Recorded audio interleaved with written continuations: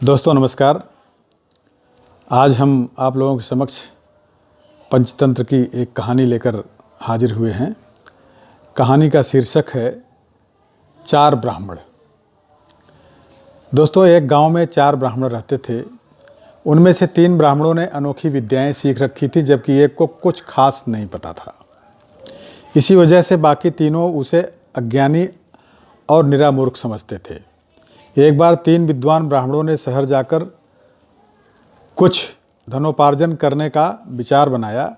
उन्हें जाता देखकर चौथा ब्राह्मण भी साथ जाने का आग्रह करने लगा। तुम हम विद्वानों के साथ जाकर क्या करोगे? तुम्हें तो कोई ऐसी विद्या भी नहीं आती जिससे तुम धनोपार्जन कर सको। जाओ, लौट जाओ। तीनों ने उसे लगभग डांटते हुए कहा, मैं तुम लोगों के काम कर दिया करूँगा, कृपया मुझे ले चलो। चौथा ब्राह्मण आग्रह करते हुए बोला। काम कराने के लालच में सभी उसकी बात मान गए और वो भी साथ साथ चल पड़ा। शहर जाते वक्त रास्ते में एक घना जंगल पड़ता है।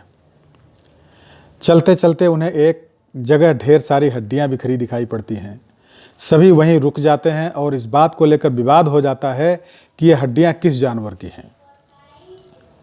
तभी एक ब्राह्मण बोलता है, चलो बेकार की बहस बंद करो, मैं अभी अपनी तंत्र विद्या से इन हड्डियों को जोड़ देता हूँ। और देखते देखते एक शेर का कंकाल तैयार हो गया। यह देख दूसरा ब्राह्मण अपनी विद्या का प्रदर्शन करके सबको प्रभावित करना चाहता था और उसने उस कंकाल में मांस और चमड़ी लगा दिया। अब भला तीसरा ब्राह्मण पीछे रहने वाला कहाँ था? वह हंसते हुए बोला, तुम सब ये क्या बचकानी हरकतें कर रहे हो? मैं दिखाता हूँ असली विद्या। मैं इस शेर में अभी प्राण फूंक इसे जीवित कर देता हूँ। ऐसा कहकर वह मंत्रोच्चारण करने लगता है। ठहरो ठहरो, चौथा ब्राह्मण जोर से चीखता है, तुम ये क्या कर रहे हो? अगर इस शेर जीवित हो गया तो उठते ही जीवित होते ही हम सबों को खा जाएगा।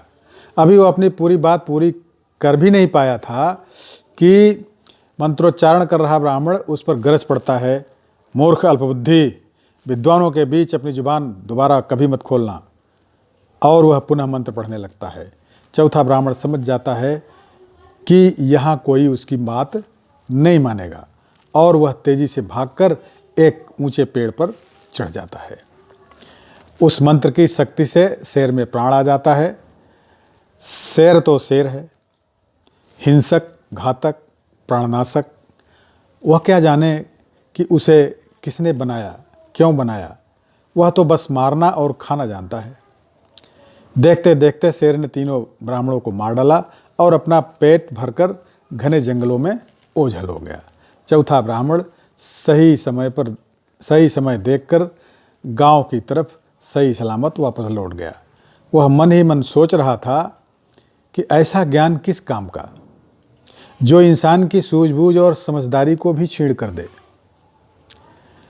दोस्तों, इस कहानी का मोरल यह है कि नॉलेज से कहीं अधिक ज़रूरी, किताबी ज्ञान से कहीं अधिक ज़रूरी प्रैक्टिकल नॉलेज होता है,